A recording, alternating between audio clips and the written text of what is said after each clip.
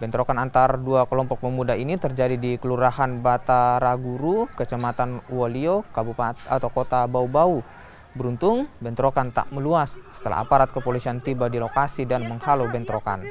Bentrokan dipicu setelah salah seorang yang menjadi korban penganiayaan. Tak terima aksi itu, pemuda lainnya pun lakukan aksi balas dendam.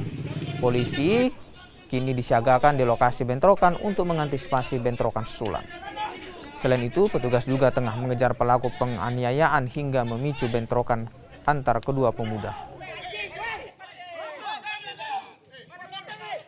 Jadi salah satu pelaku langsung mengayunkan orang mengenai bagian sebelah bungkir daripada korban. Namun saat ini korban sudah kita lakukan penanganan dan pelaku saat ini sedang dalam proses pengejaran dan sudah kita deteksi pelakunya siapa. Dan selanjutnya dengan penggalangan dengan tokoh terkait kita lakukan